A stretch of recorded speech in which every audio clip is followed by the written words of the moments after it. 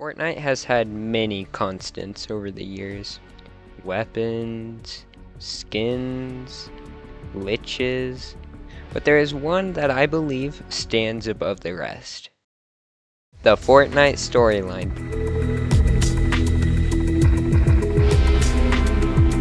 Some care about it, others don't. However, you can't deny that it isn't an important part of the game. From pirates invading the island, to aliens invading the island, to Greek gods invading the island, they sure like to have something take over the island. Anyways, the Fortnite storyline has been a key part of Fortnite, at least in my personal experience. However, I think most people nowadays agree that the storyline doesn't seem impactful, and it has even gone to the point where most people don't even know what is going on. So, what made one of the best parts of Fortnite seem completely non-existent in today's day and age? Well, today I intend to go over what made the storyline so great in the first place, and why it seems to have diminished. Hop on the battle bus, my friends, as we take a deep look at the history of Fortnite's lore.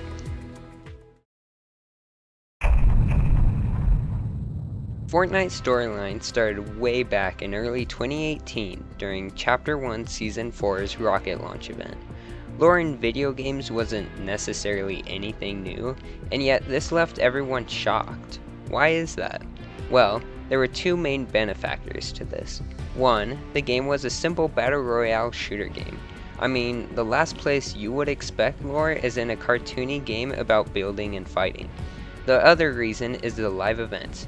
The idea of in-time events that shaped the future of the game was really compelling, especially since no other game had really done it at the time. Season after season, year after year, the storyline and gameplay coincided perfectly, working together extremely well. Go into the 0-point vault, now you have the drum gun. Midas pushes back the storm, now we have a flood storm. This coordination made events feel so much more impactful, wanting players to actually see what happens so that they can experience how the game changes firsthand. Some events may also not even have an effect on gameplay, but still make an impact because of execution. The Black Hole and Galactus events, among many other events, took us directly into downtime, forcing players to notice that something was happening. Other events like the Mech vs. Monster event had no direct effect, other than the Devourer's skull being on the map, but was still extremely impactful since there was an amazing build-up. They each had so many factors that, no matter how it ended, it felt like it had purpose. However, this success would find its demise in mid-2022. During the Vibin season, the chief creative director, Donald Mustard, stepped down. Ever since, the story hasn't quite felt the same. What was one cohesive storyline felt like it started going all over the place. Then, what followed was probably what killed the storyline for most people. Fracture. Fracture is considered to be one of the worst Fortnite live events of all time. Players thought of it as boring, just a lot of chores and running around. Don't worry, Fracture, I still like you though. Anyway, these back-to-back events caused many people to lose interest in the storyline as a whole.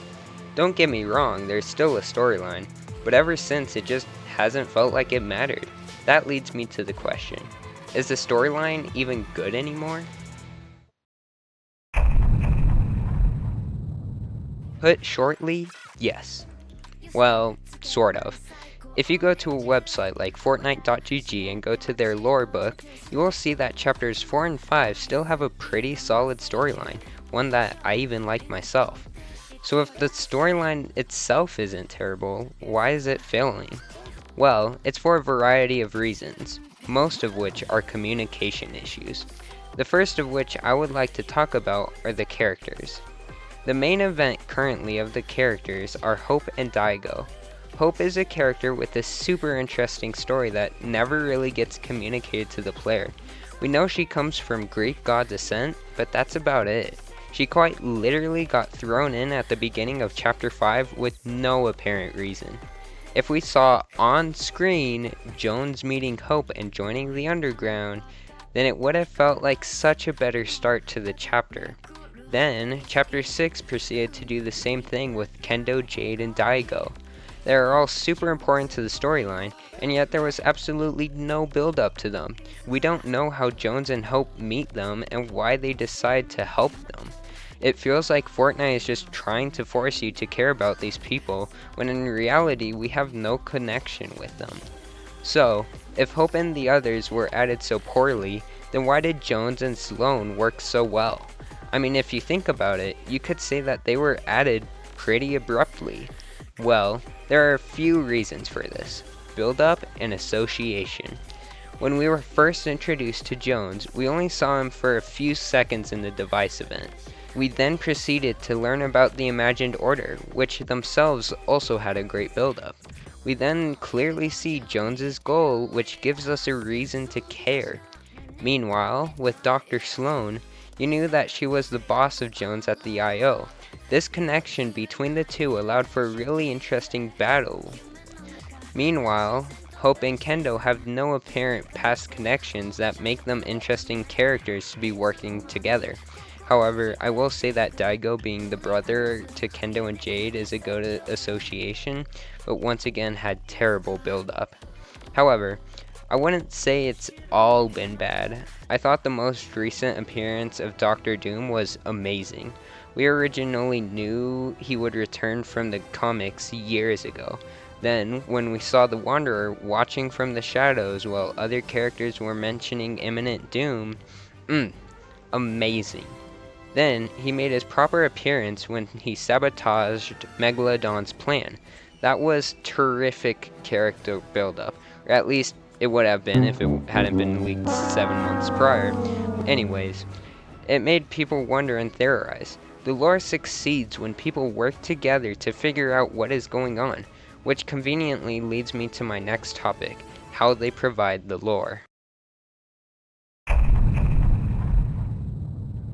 In years prior, the lore would be revealed through many sources, such as gameplay, map changes, items, quests, and even real life. Nowadays, we get our lore through one thing and one thing only. Well, two if you consider the mini live events. And that one thing is quests. Having in-game quests is a great way to communicate a story, but when it is the only thing, it becomes problematic. Most people don't have time to read the dialogue given by a quest or an NPC simply because it's in a real match, leaving most people to just skip through the information. I believe that this is probably the main cause of the story going awry. How can you expect people to understand the story if they never get the chance to understand it? I just found it so much more puzzling and clever, hiding lore bits all over the place. I mean, look at the Cube Queen's pickaxe and backbling. They teased that Season 8 would be the last season of Chapter 2 before we even knew it. I mean, they also managed to put so much lore into the Origins lobby track. Anyways, some of my other favorite lore integrations were trailers and map changes. Season trailers would integrate the lore so well by either picking up where it left off or leaving a great cliffhanger. I mean, just look at the endings to the Vibin and Cubed cinematic trailers. The Vibin trailer left a great cliffhanger to the Herald, providing a decent introduction to a somewhat important character. Meanwhile, the Cubed trailer left players uneasy, making it feel like there was an actual dangerous threat. Then, there was the map changes. I could probably do an entire video on map design and changes, but I would like to keep this section relatively short.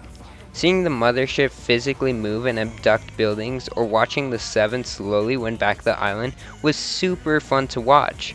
It was a great way to progress the storyline while still making an impact on gameplay, which the storyline doesn't really feel like it does. Luckily, it seems like this might be an issue they are fixing.